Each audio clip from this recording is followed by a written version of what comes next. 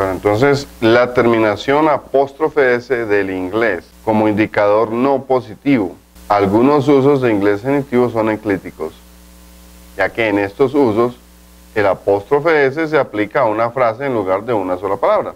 Sin embargo, el inglés posesivo se originó en un caso genitivo. Por ejemplo, en inglés antiguo, una terminación muy común del genitivo singular era ES.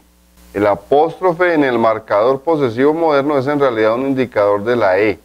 Ese apóstrofe que usted le ve que va antes de esa S está reemplazando a una E que antiguamente se escribía y que hoy en día pues ya está desaparecida de la morfología del inglés antiguo. Miremos los usos en inglés entonces. La construcción apóstrofe S tiene varios usos diferentes a indicador de posesión, o sea, no solamente me indica una posesión. La mayoría de estos usos se superponen con una dotación marcada por el of.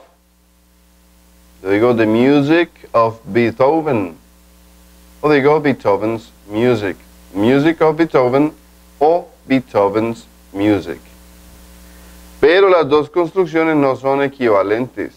El uso del apóstrofe S en un sentido no posesivo es menos frecuente y de hecho es más restringido en la educación formal de un lenguaje informal. Ahora hablábamos de origen. En el genitivo de origen el marcador indica el origen o la fuente del nombre núcleo de la frase, en lugar de la posesión per se. Aquí, por ejemplo, el of a menudo se puede sustituir por from. Women of Brazil, podemos decir women from Brazil.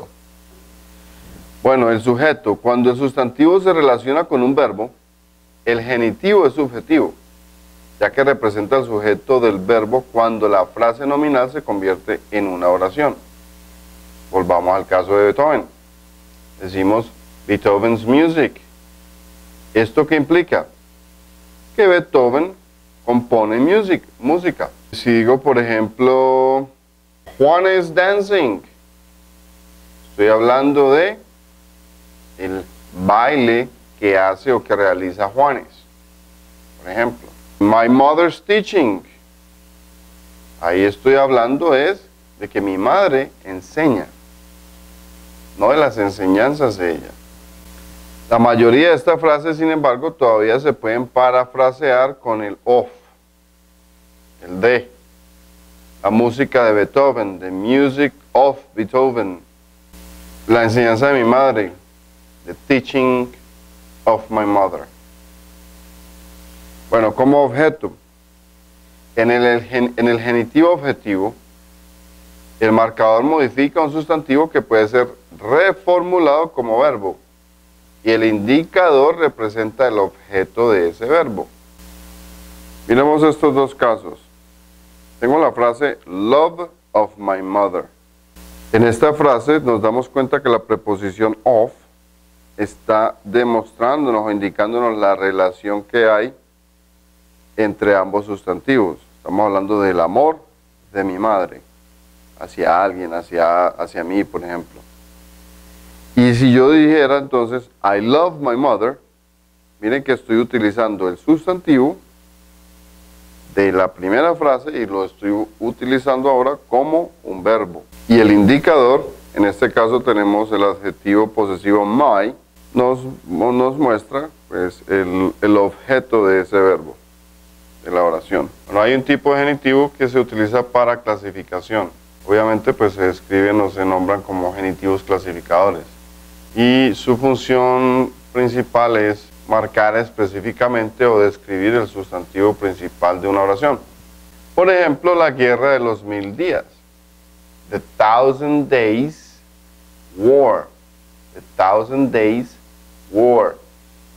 Observe dónde quedó el apóstrofe después de la S en days. El pago de un día, a day's pay.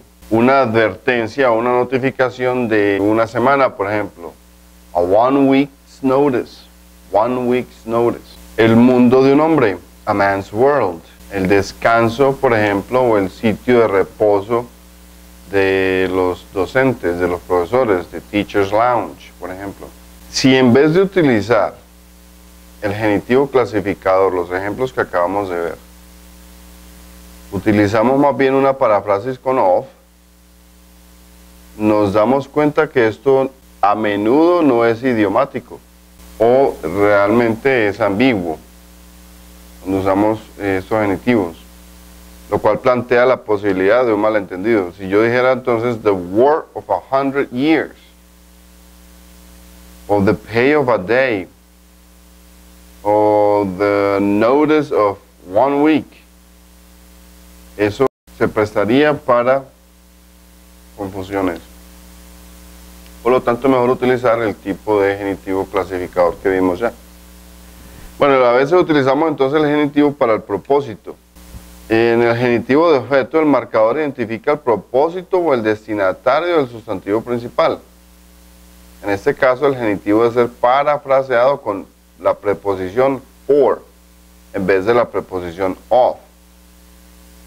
Un ejemplo muy sencillo: women's shoes, zapatos para mujeres. Entonces, si digo women's shoes, pues también lo puedo decir shoes for women. Literatura para niños, por ejemplo, children's literature, literature for children. Tenemos el genitivo de medida, formas tales como a 5-mile trip o a 10-foot pole, un viaje de 5 millas, un poste de 10 pies. Utilizan lo que es en realidad un vestigio de la antigua forma del inglés genitivo plural, que terminan en a y no tenían la S final. Terminan en a y no tenían la S final. A veces queremos expresar aposición. La aposición genitiva, el marcador representa algo igual al sustantivo principal.